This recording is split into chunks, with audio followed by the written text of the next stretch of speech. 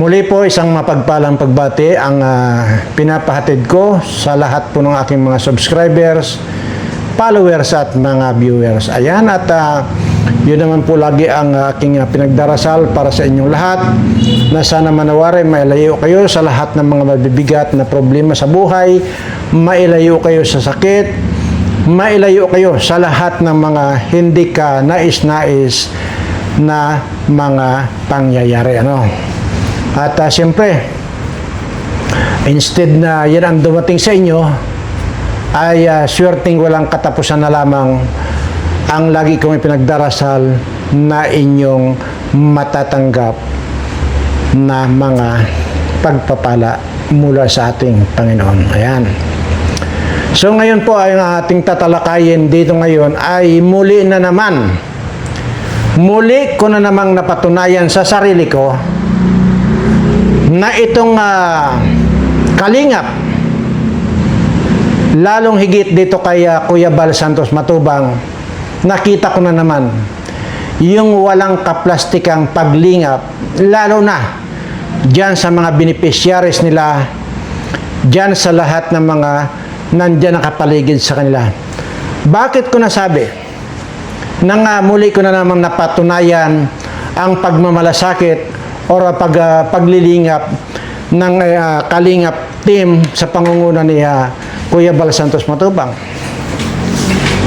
Kasi po, base po dito sa aking mga naobserbahan at mga napapanood, imaginin mo 11 past 11 na po ng gabi, ay nasa hospital pa po pala itong si Kuya Bal Santos Matubang, hanggang sa naantay na niya doon kung kailan nalagutan ng hininga itong si Kuya Ruben or Tatay Ruben. Ano po? At doon po talagang nasabi ko talaga sa sarili ko kung bakit kailangan pa at kung bakit mayroon pang tao na kagaya po niya, pagkatapos tulungan, kailangan pa nilang wasakin ang reputasyon ng kalingap sa pangunguna nga po ni Kuya Bal Santos Matubang.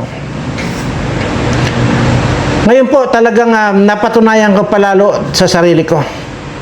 Halos wala po siyang halos wala po siyang tigil dyan sa pagmumonitor sa dito nga po sa kina Kuya Ruben nangyari dyan.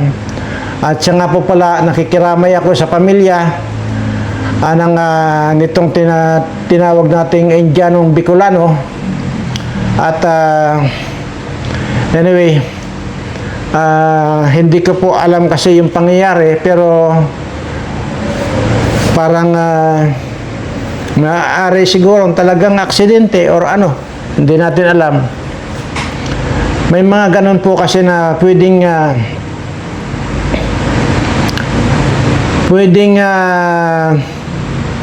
nanigas yung binti mo at hindi mo natanggal sa pagkakatapak sa accelerator yung sasakyan mo, kaya yun, dire-diretso po at ang impact ay napakalakas.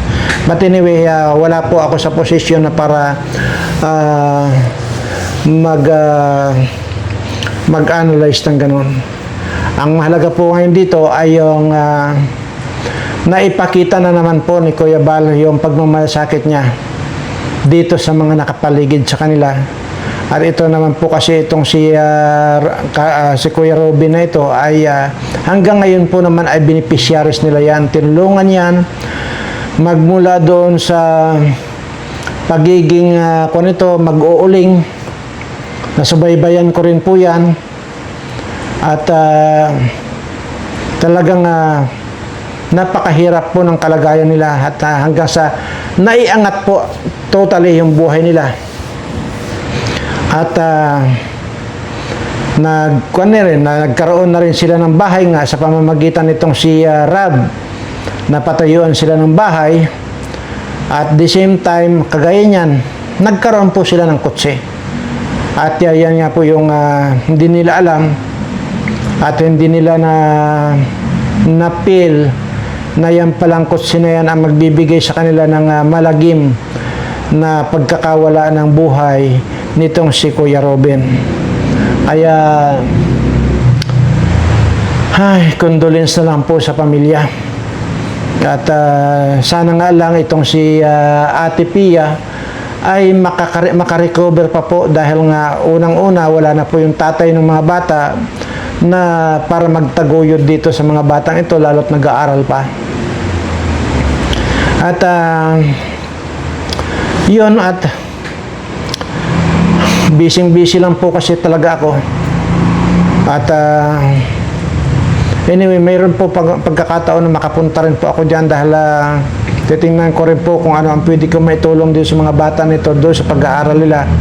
Pero hindi po ako makikipag-ugnayan po muna siguro ako, siyempre dito sa Kalingap, kung ano ang po pwede, kasi ayaw ko pong sumausaw, ayaw ko pong magbida-bida.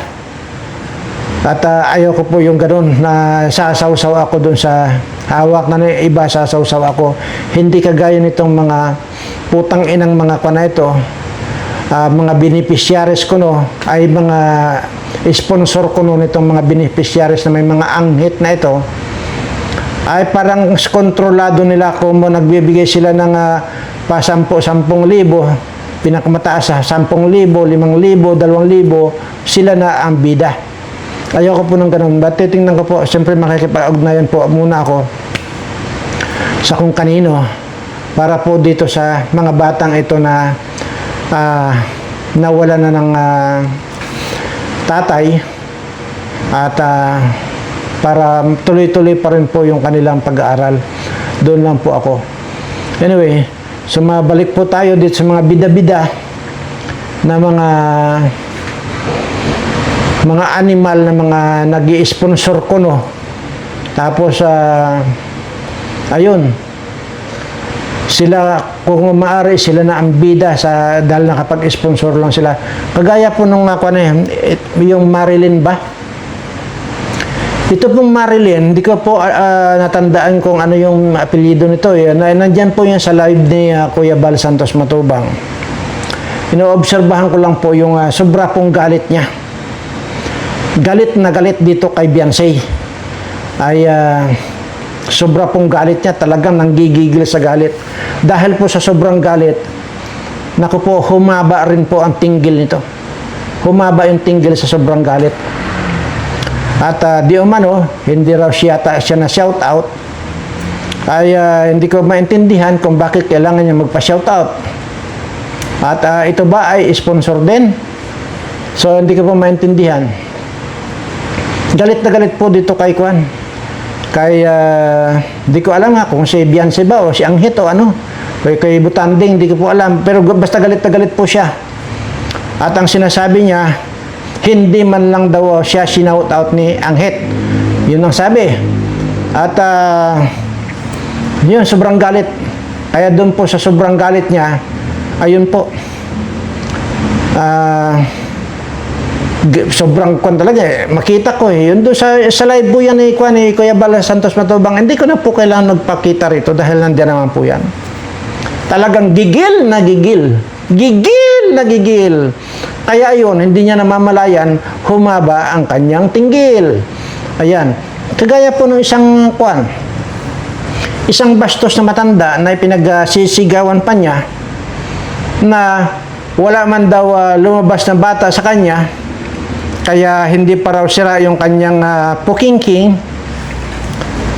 Pero sa dami naman daw ng utin na pumasok sa kanyang pukingking, ayun, lumubog na rin daw po ang kanyang tinggil.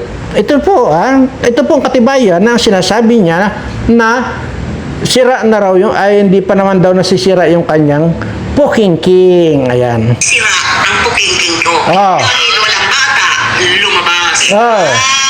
Bilat ko ay para lang na disgrasya ng mga pututoy. Kasi aminado. Wala na magtatanong sa kanya. Siya ang aminado.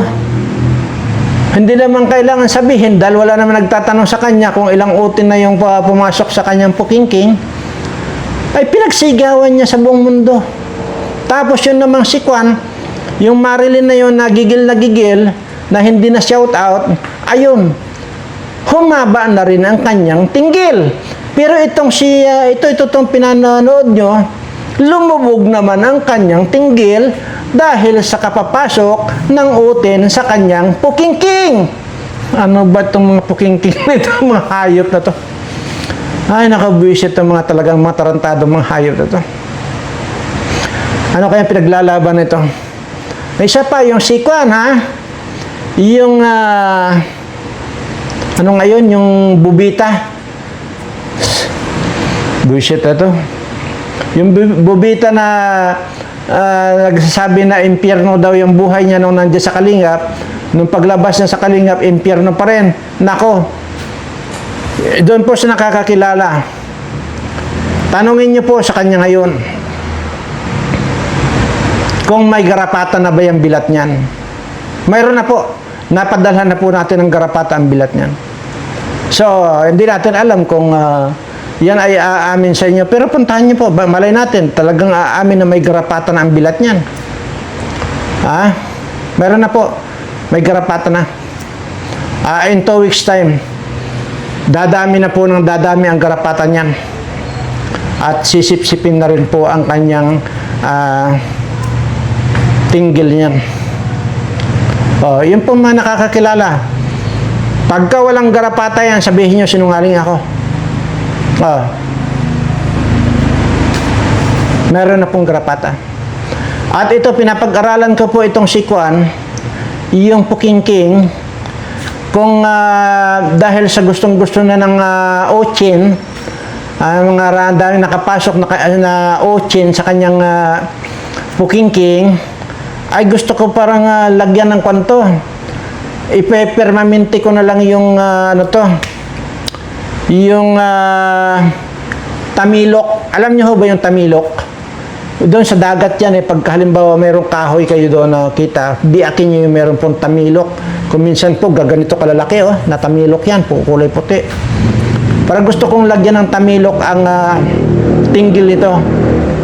Para sa ganoon ay hindi na siya nangangarap ng Ochin para ipasok sa kanyang pukingking. Imaginin mo, nagsabi pa pala ito na pupuntahan daw niya sa Kinrid at ipapasubsob daw niya kay Kinrid yung pukingking niya. Ang bastos itong matandang ito. Sa tingin mo, papayag si Kinrid na susubsob sa iyong pukingking? Ay putang ina. Ako nadidire. Bullshit na matanda ulitin natin itong bullshit na matanda na itong pukingking na ito, no? Grabe ang kabastusan nito. Lagyan ko na rin ng garapata ang bilat nito para ko. Sira ang pukingking ko. Dahil walang bata lumabas. Bilat ko ay para lang na disgrasya ng mga pututoy. Tangin ng bastos sa matanda na ito. At sabi ko nga po, hindi ko na po kailangan na ma-play pa rito yung naka-live, yung ini-live po ni Kuya Bal na yung Marilyn ba yun? Sa sobrang panggigigil, sobrang galit. Gigil na gigil po talaga. Kaya sa panggigigil niya, na hindi siya na shout out, sabi ko, paulit-ulit ko sinabi na hindi niya namamalayan, nandito na pala sa talampakan niya, humaba na nga yung kanyang tinggil. Pero yung isa, wala ng tinggil kasi nga, bumaon na yung tinggil dahil sa kapapasok ng mga Ochin sa kanyang pukingking. Putang ina ng mga pukingking na to. Hayop. Buisit ng mga matatanda na ito. Ayan. Sino nga ulit yun? Yung si impyerno. Magkaka-impyerno ito ka talaga. Gagastos ka ngayon ng kilo-kilong karni ng baka, itatapal mo dyan sa bilat mo para lumipat yung mga garapata. Sabi ko nga sa inyo, nag-o-observe lang ako. Pero Ito, lalagyan ko ng garapata kasi katanda-tanda na. Gusto pa uling magpapasok ng utyen sa kanyang pukingking. Tanda na. Hindi mo, susugurin niya si Kenred. At isusubsub daw niya yung ulo ni Kenred sa kanyang pukingking. Kakadiri kang hayop kang matanda ka. Ay, nako. Ayan po. At muli, sabi ko nga po, muli ko na naman napatunayan itong si Kuya Bal Santos Matubang na walang kaplastikan yung kanyang paglingap sa mga tao. So, yun nga lang, ang nakakapan doon, ang panghina at nakakabuisit lang, nakakaasar, yung mga taong hindi marunong tumanaw ng utang na loob, kaya tuloy nagkakaanghit. Yun pong mga walang utang na loob na tao, asahan po, ang lakas po ng anghit niyan. Ang lakas ng labentador sa kilikili niya mga yan. Tandaan niyo yan. At, aywan ko, bakit may mga ganun tao? But anyway, iiwanan po muna natin yan at gusto ko lamang po munang hindi po pwedeng hindi ko pasadahan itong mga putang ng mga senador na ito na ngayon, tingnan nyo, kitang-kita nyo, kudita dito, kudita doon, kudita dito, kudita doon. Wala na po silang nagagawang trabaho para dito sa ating mga kababayan. Puro pang sarili lang nilang pakanan yung inintindi nila. Kagaya nitong si Rapi Tulfo na ang sinasabi, kung talagang matapang ka, pumunta ka rito, sabi niya kay Alan Cayetano, at magpakita ka rito, otherwise, duwag ka. Ayan ang sinasabi. Akala mo naman napakatapang mo, Rapi Tulfo. Kayong dalawang magkapatid, akala nyo ang tatapang nyo. Putang ina ninyo. Ang tagal ko na, 3 taon na ako naghahamon dito ng gurguran po, patayan. Bakit ayaw niyong patusin ang hamon ko? Lahat kayong mga magnanakaw, sa gobyernong ito, magsama-sama kayong mga buwakan ng ina nyo, ipusta na ninyo lahat ng kinulimbat ninyong kayamanan dito sa bansa natin. Magkano man yan, dodoblihin ko, anuman, gaano man kalaki, yung mga pirang nandyan sa inyo na galing sa pinagnakawan, dodoblihin ko. At ito, ang mechanics ng ating pagpapatayan. Magsama-sama kayo, lahat. Para sigurado na walang tatakbo, ikadina natin lahat ng mga baywang natin. Para walang tatakbo. Ilang kayong mga congressman diyan at ilang kayong mga senador diyan na mga magnanakaw? Halos lahat naman kayo. Sige, talian natin yung mga baywang ninyo. Kasama na ito mga congressman. Baywang Tapos ako rin nakatali din yung baywang ko. Nakatali tayo pare-parehas. At sabay-sabay nyo akong kuyugin.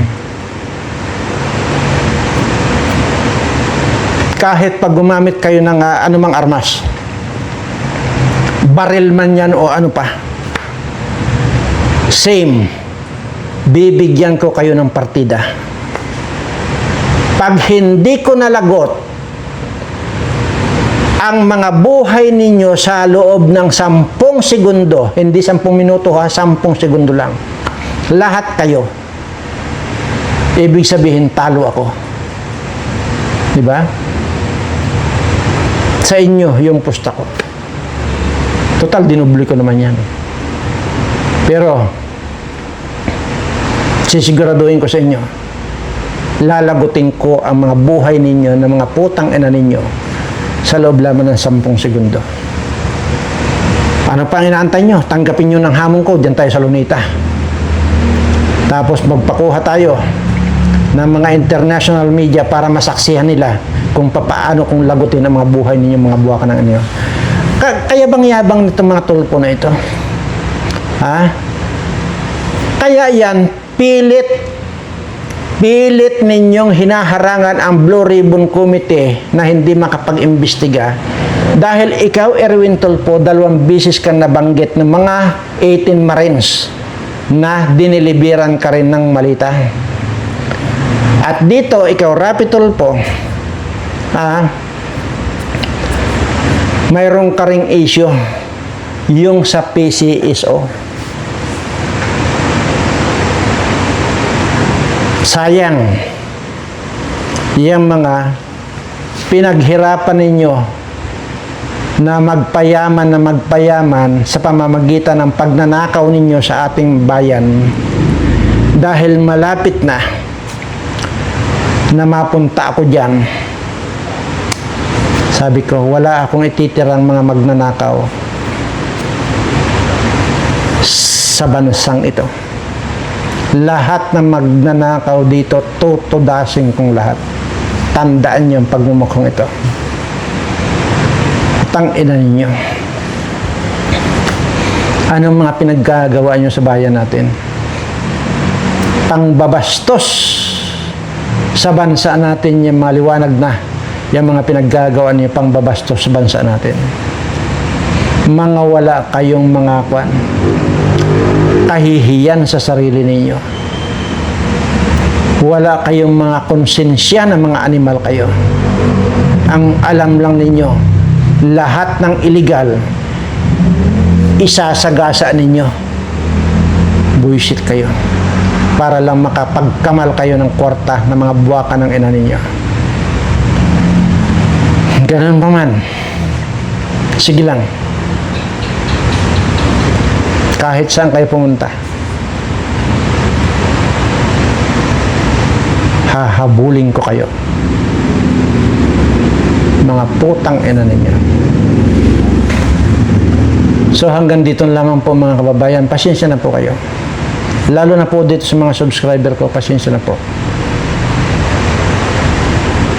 Hindi ko na po kasi kaya nakimkimin na lang dito sa loob ng dibdib ko yung mga pinaggagawa nitong mga ito. Ito po ang mga tunay na salot ng lipunan, itong mga congressman at saka itong mga senador na ito. Ito ang mga salot ng lipunan. Kaya ganun na lang po ang galit ko sa mga hayop na ito. Muli po, humihingi po ako ng paumanhin kung ganito kagaspang na naman ang lumabas sa bibig ko. Maraming salamat po. Pakaingat po kayo, lalo na po doon sa mga nagdadrive, at sana ay huwag po kayong mawalan ng konsentrasyon sa inyong pagdadrive. Bagkus sa lahat po ng oras ng inyong pagdadrive, laging isipin ninyo na pwedeng manigas yung paa ninyo. Kaya pilitin yung matanggal yung inyong paa sa accelerator or sa silinyador. At kung masama na po yung pakiramdam ninyo, itabi nyo lang po. Kung hindi nyo kaya, itabi nyo lang. Hindi baling, wag nyo nang alalahanin yung kutsi lang po yan. At least buhay kayo. At saka presence of mind din po. At lalong higit, wag po kayong uminom na kahit 1 shot lang. Wag po kayong uminom na sa pagdadrive. Yan po may advice ko sa inyo para iwas po kayo sa ganyang mga aksidente. Siya nga po pala, yung may mga diabetes, nalilimutan ko po sabihin sa inyo. Yung pong may mga diabetes, mag-blender po kayo ng either dahon or talbos ng ampalaya. Mag-blender po kayo at yun po ang inumin ninyo. Kahit na kahit kan lang po, kalahating baso lang po ng kalahating baso, at i-alternate nyo po yung dahon din ng malunggay, mag-blender din po kayo. Ganun lang po, tapos inumin nyo po yon. At dapat po mag 3 times a day kayo, umaga, tanghali, hapon kayo mag-inom nun. Either kung ano po doon available, kung dahon ng malunggay o dahon ng ampalaya, i-blender nyo po yan. Lagyan nyo ng kaunting tubig. para ma-blend ninyo, para makuha yung katas talaga ng ampalaya at saka yung dahon ng malunggay. Napakahusay po yan sa diabetes at saka doon po sa may mga cholesterol, napakahusay din po yan. At yan din po, nakakapag-prevent din po yan ng cancer. Ano po? Yang malunggay at saka dahon ng ampalaya. Ugaliin niyo po yun. At pag nakaisang buwan po kayo nagtitake niyan, mararamdaman niyo yung katawan niyo na talagang masiglang masigla. Hindi kagaya ngayon. Di ba parang laging nandun yung panghihina ninyo. Lalo po yung mga nabakunahan. Marami po kayong nararamdaman. Dahil paglabo ang mata, pero yan po sa mga na yan. Pero hindi po yan ang pang-detox, hindi yan. Ang sinasabi ko, pang-prevent ng cancer. At saka yun sa mga diabetes, cholesterol na yan, mahusay po yan. So, hindi po pang-detox nung nabakunahan ng COVID-19. Meron po akong tinuro dyan, yung pang-detox talaga. At sa yan po ay mapiprevent po niya yung cancer. Yung tinuro ko yung dalawa po na yan. Matagal ko na po gustong i-discuss to pero nalilimutan ko po kasi dahil nanggigigil po talaga ako dito sa mga mahahaba ang tinggil at saka yung mga malalalim ang mga pukingking. Diyan po ako na busy kaya hindi ko po na i-discuss yan sa inyo.